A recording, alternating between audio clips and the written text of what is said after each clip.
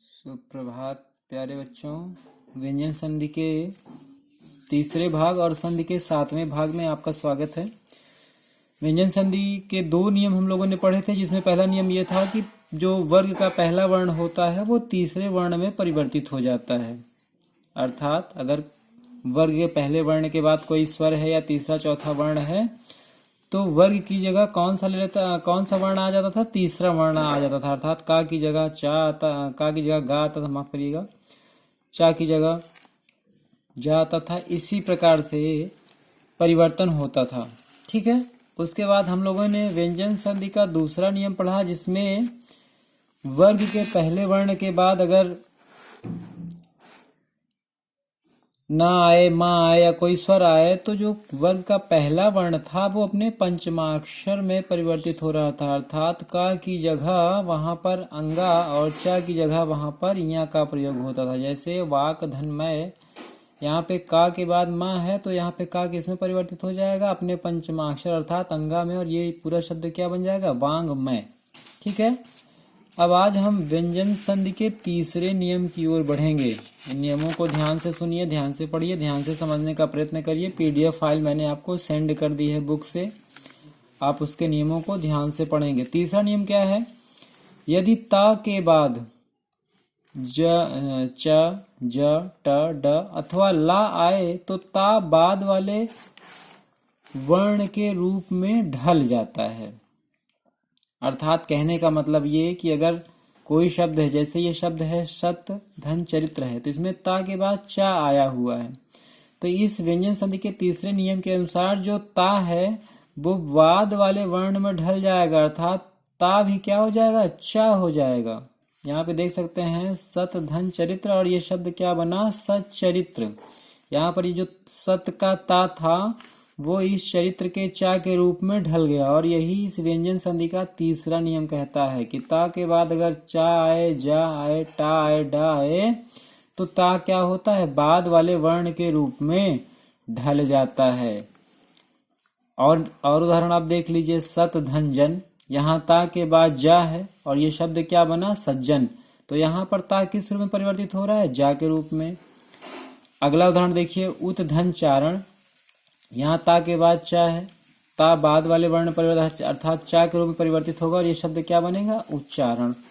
ऐसे ही उज्ज्वल है, ऐसे ही तद धन लीन है, तल्लीन है, और ऐसे ही उड्डयन है। तो तीसरा नियम क्या हो गया कि ता के बाद अगर चा है, जा है, टा है, डा है अथवा ला है तो ता जो है वो बाद वाले वर्ण के रूप में परिवर्तित हो जाता है। फिर उसी तीसरे नियम के दूसरे भाग में हम देखें क्या है। ता के बाद अगर छ आए, छ, छतरी वाला छ नहीं, छाता वाला छ, तो क्या होता है? ता जो है चा हो जाता है। ता के बाद अगर छ आए, उदाहरण देखेंगे, जगत धन छाया, यहाँ पे ता के बाद छ आया है तो ये किसमें परिवर्तित हो जाएगा? चा में। आप इसे शॉर्टकट में भी लिख सकते हैं कि ता लिख करके एरो लगा के आप चा लिख सकते हैं, परंतु बीच की शर्त क्या है कि वहां पे छ आना चाहिए। तो ये शब्द क्या बना? जगत धन छाया। इसी प्रकार से दूसरा उदाहरण देख लीजिए, उत धन छिन्न, यहाँ पर भी ता के बाद छ है, ये परिवर्तित हो जाएगा चा में, उच्छिन्न बन जाएगा। ठीक है। इसी नियम के तीसरे भाग में अगर हम प्रवेश करें तो ता के बाद अगर श आए तो दोनों के योग से क्या बन जाता है? क्ष। जैसे उत धन श्वास, उच्छ्वास, सत धन शास्त्र, सच्छास्त्र। याद रखेंगे, अभी तक ता के बाद चाछा आता था तो वो बाद वाले वर्ण परिवर्तित होता था। उसके बाद जब चा आया तो छ आया तो चा में परिवर्तित हुआ, और ता के बाद जब श आया तो वह छ में परिवर्तित हुआ, जिसमें आधा च और छ इंक्लूड है, जुड़ा हुआ है। जैसे उत धन श्वास, उच्छ्वास, सत धन सास, सच्छास। और इस नियम का चौथा जो हिस्सा है वो क्या कह रहा है? ता के बाद ह आने पर दोनों के स्थान पर क्या हो जाता है? ध हो जाता है। जैसे उत धन हार, उद्धार, तत धन हित, तद्धित।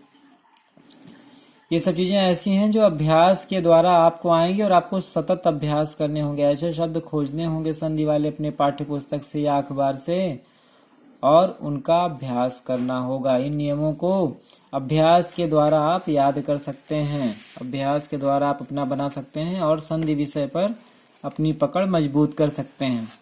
तो व्यंजन संधि के इस तीसरे नियम के जितने भी भाग थे, हमने ता वर्ण का परिवर्तन देखा। ता के बाद चा है तो वो उसी रूप में परिवर्तित हो रहा है। ता के बाद अगर छा है तो चा हो जा रहा है। ता के बाद शा है तो वो श में परिवर्तित हो रहा है। और ता के बाद अगर हा है तो ध में परिवर्तित हो रहा है। ठीक है, पीछे की दो नियम मैं फिर से आपको याद दिला दूं। पहला नियम था जिसमें पहला वर्ण तीसरे वर्ण में परिवर्तित हो रहा था। ठीक है, दूसरा नियम क्या था, जिसमें